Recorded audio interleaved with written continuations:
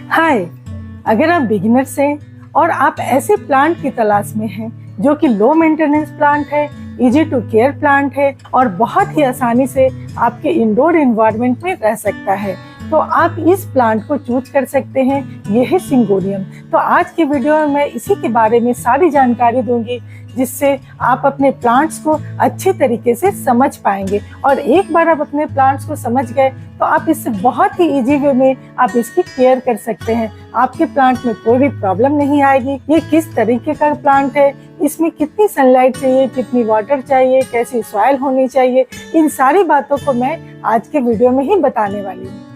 अगर आप बिगिनर्स हैं तो आपके लिए ये बेस्ट वीडियो है। और अगर आपके पास ये प्लांट है लेकिन फिर भी कुछ प्रॉब्लम्स आ जाती है तो आपके लिए भी ये वीडियो है। और अगर आप एक्सपर्ट हैं प्लांट के तो भी आप इसे देख सकते हैं। हो सकता है कुछ जानकारी मैं दूं जो आपको नहीं है, तो ये सारे लोगों के लिए हेल्पफुल वीडियो होगी। तो सारे लोगों के लिए ये वीडियो बहुत ही हेल्पफुल होने वाली है। तो वीडियो को बिना स्किप किए लास्ट तक देखें और वीडियो अच्छी लगे तो लाइक जरूर कीजिए और साथ ही मेरे चैनल को सब्सक्राइब करें। और हाँ, शेयर करना ना भूलें और साथ ही बेल आइकन भी दबाएं ताकि मेरे आने वाली वीडियो की नोटिफिकेशन आपको इमीडिएट मिल सके। तो चलिए वीडियो स्टार्ट करते हैं। तो मैं हूँ Alice Singh. Welcome back to my channel gardening with Alice. सबसे पहले इस प्लांट की बेसिक इंट्रोडक्शन। इस प्लांट को सिंगोनियम के नाम से भी जानते हैं, एरोहेड प्लांट के नाम से भी जानते हैं और बुश फ्रूट के नाम से भी जानते हैं। इसका बोटेनिकल नेम सिंगोनियम पोडोफाइलम है और इसकी ओरिजिन जो है सेंट्रल एंड साउथ अमेरिका है। अब इसके अपीयरेंस की बात कर लें तो इसके पत्तियों का शेप देखिए एरो की तरह होती है। इसमें बहुत अलग अलग तरह के वैरायटीज होते हैं। इसमें ये तो ग्रीन सिंगोनियम है। सिंगोनियम ग्रीन में भी आपको अलग तरीके की थोड़ी सी पत्तों में अलग बनावट होती है। व्हाइट सिंगोनियम होते हैं, पिंक सिंगोनियम, रेड सिंगोनियम, हल्की पेल येलो कलर की सिंगोनियम भी होती है। तो बहुत सारे इसमें वैरायटीज आपको मिल जाते हैं। और जो नॉर्मल जो ग्रीन वाली होती है ये सबसे इजी टू केयर प्लांट है। लेकिन अगर आप रेड सिंगोनियम में जाएंगे या दूसरी वेरीगेटेड प्लांट जो इसकी सिंगोनियम की वैरायटी है उसमें जाएंगे तो वो थोड़ा सा आपको ट्रिकी होता है। थोड़ा ध्यान आपको उसको अधिक रखना पड़ता है।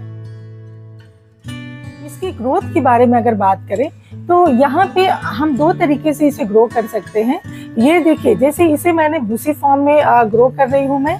इसमें आपको देखिए कोई भी क्लाइंबिंग मैंने सपोर्ट नहीं दिया है। तो ये डिपेंड करता है कि आप इसकी प्रूनिंग कर रहे हैं या इसे कोई सपोर्ट दे रहे हैं, तो उसी के अनुसार ये प्लांट ग्रो करता है। अब यहाँ पर देखिए कि पीछे में ये जो प्लांट है ये मॉस स्टिक पे लगी हुई है, तो इसे हमने सपोर्ट दिया है।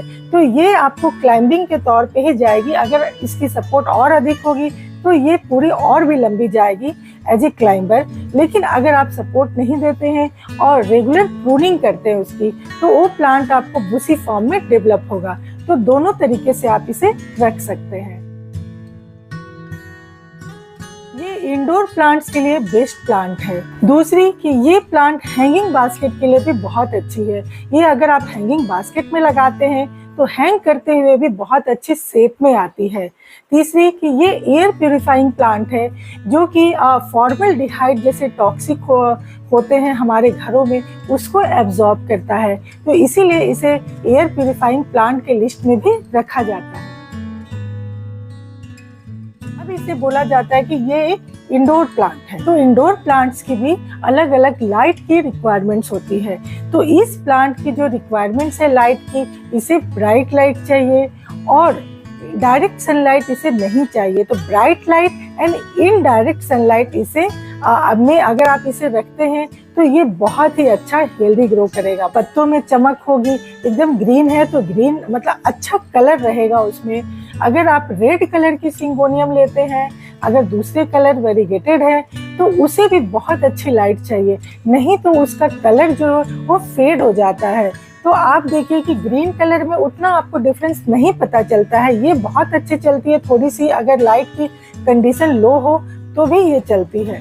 लेकिन अगर बहुत डिम लाइट है तो इसकी पत्तियां पीली होने लगती है, तो ये प्रॉब्लम आपको आ सकता है। तो इसके लिए आप ध्यान दीजिए कि इसे ब्राइट लाइट, इनडायरेक्ट लाइट बहुत पसंद है। अगर आप इसे डायरेक्ट सनलाइट में रखेंगे तो जो इसकी पत्तियों की चमक है वो तो जाएगी ही, साथ ही ये इसकी पत्तियां जलने लग जाती है। तो ये चूंकि ऑर्नामेंटल प्लांट है तो आपको इसी तरीके से रखना चाहिए जिससे ये देखने में भी सुंदर हो और एकदम ब्राइट कलर, लाइट कलर और वाइब्रेंट कलर में हो। अगर आप इसे इंडोर रखते हैं तो इसकी प्लांट की पानी की रिक्वायरमेंट्स भी अलग होगी। अगर आप इसे बालकनी में रखते हैं तो वहाँ थोड़ी सी डिफरेंस हो जाती है।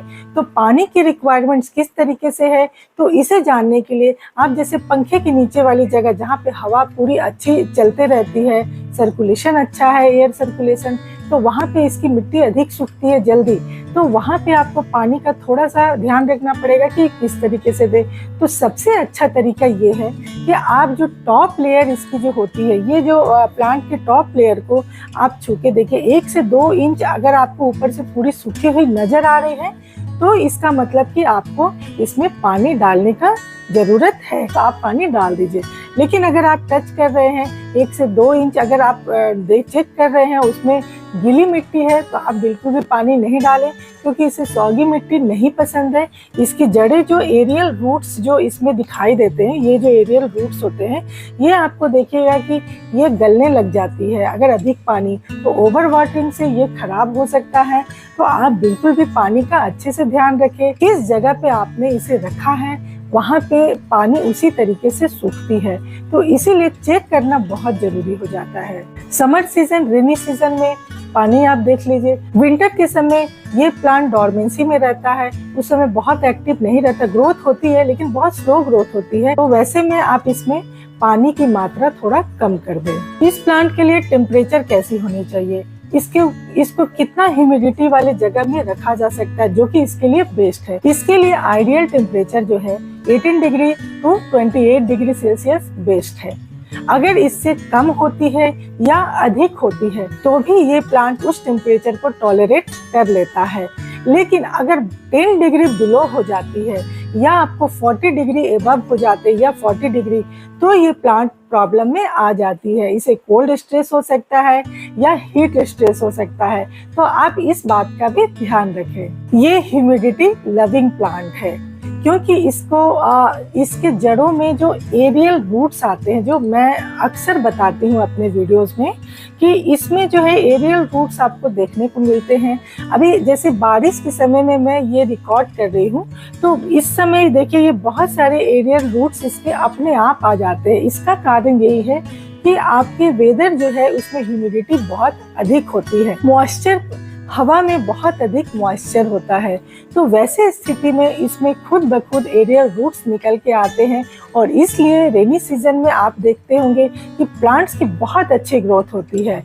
अभी अगर यही रूट्स जो है निकल गए हैं, लेकिन गर्मियों के दिन में आप देखेंगे कि इसकी जो एरियल रूट्स ऑलरेडी निकली हुई है वो धीरे धीरे वो सूखने लग जाती है।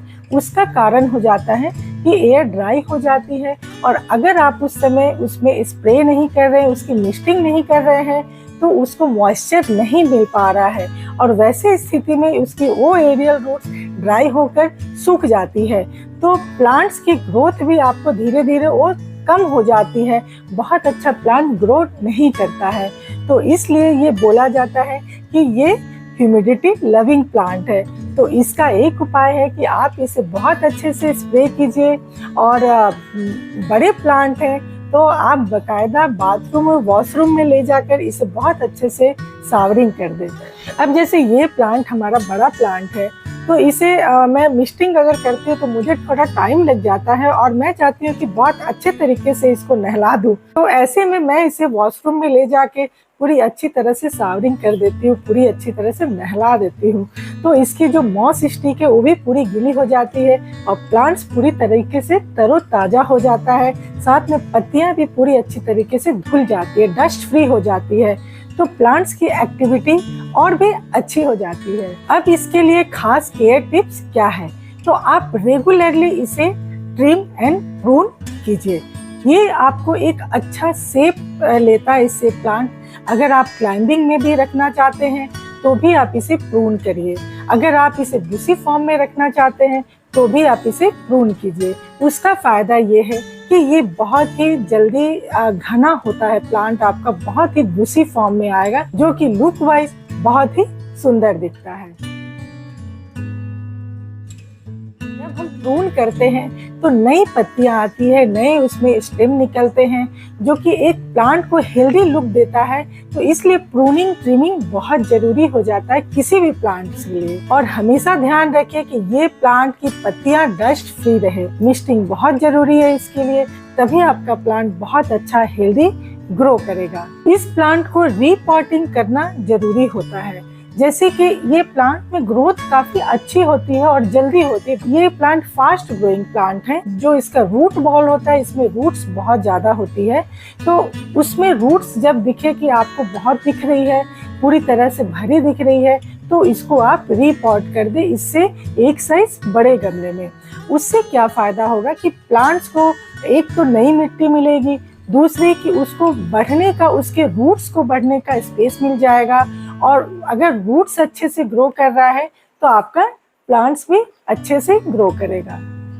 ये देखिए ये प्लांट कितना अच्छा ग्रो कर, ये पहले छोटे से गमले में लगा था, जिसे मैंने रीपॉट अभी कर दिया है। और अभी इसकी जो कंडीशन देखिए कि ये कितनी अच्छी हेल्दी आपको दिखाई दे रही है। इसकी पत्तियों में चमक है, इसकी जो देखिए कि ग्रीन कलर की भी है, तो ये कितनी चमकदार है। तो आप 1 से 2 साल में आप इसे रीपॉट कर सकते हैं, क्योंकि इसमें ग्रोथ उस तरीके से होती है। तो जरूरी हो जाता है इसे रीपॉट करना इसके अच्छे ग्रोथ के लिए।